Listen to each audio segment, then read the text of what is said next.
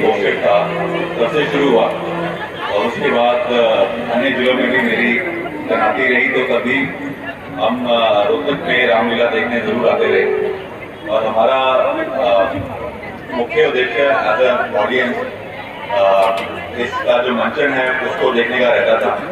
तो आज भी मुझे यहाँ आके बहुत खुशी की अनुभूति हो रही है। सब परिवार यहाँ आए हैं, तो मैं पूरी रामलीला कमेटी का धन्यवाद करता हूँ, जो सारे ऑर्गेनाइजर्स हैं धन्यवाद करता हूँ यहाँ आमंत्रित करने के लिए, एंड जो एक कनेक्ट आपने एस्टेब्लिश किया है ये आगे भी ऐसे जारी रहेगा। Thank you so much. पहली बार मुझे यहाँ पर रोहतक में रामलीला में भाग लेने का मौका मिल रहा है। मैं सभी को धन्यवाद देना चाहूँगा, जो ऑर्गेनाइजिंग कमेटी है जिन्होंने मुझे मौका दिया है आने का, और यहाँ पर इतना उत्साहपूर्वक माहौल बना हुआ है। एक नई ऊर्जा यहाँ पर स्टेज पे करके आई है।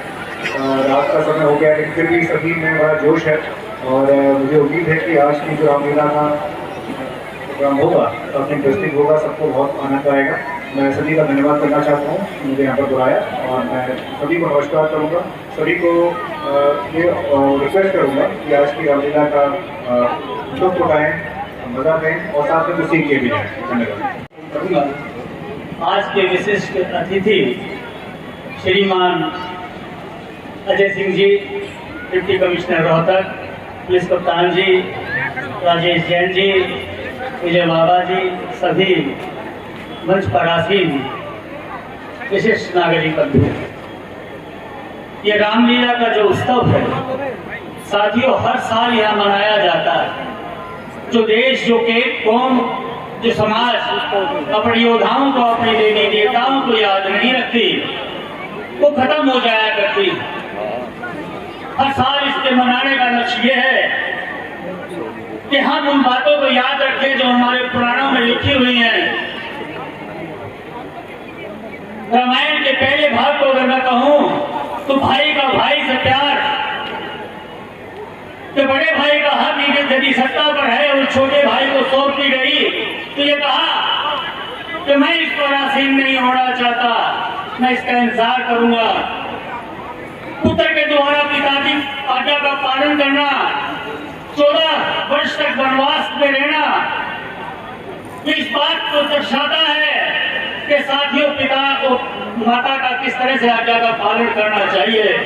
मैं दूसरे उस पे जाऊं तो दुनिया का सबसे बड़ा ज्ञानी, दुनिया का सबसे बड़ा योद्धा रावण, जिसने सोने की लंका बनाई, और वो चाहता था कि मैं एक ऐसी सीढ़ी बनाऊं जो सड़क तक जाए और मेरे लंका के लोग सड़क तक जाएं सड़क को देखने के लिए।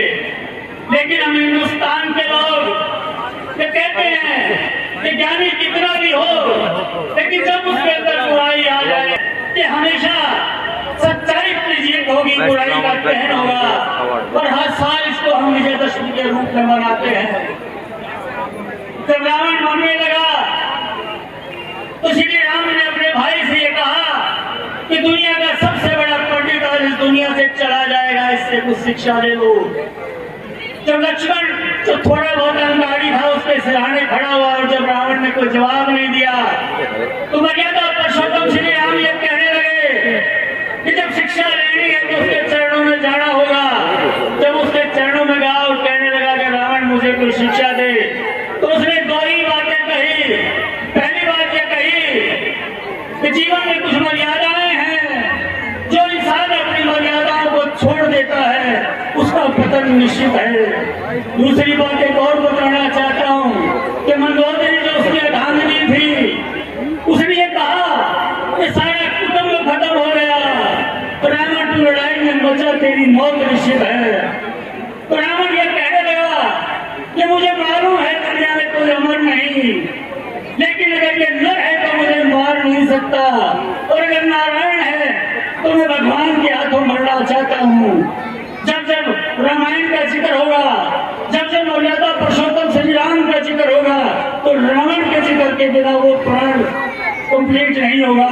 तो साथियों इन शब्दों के साथ आपने मेरी बात को सुना। इस बात का ध्यान दें, हमारे बीच सती भाई साई सेवा दल से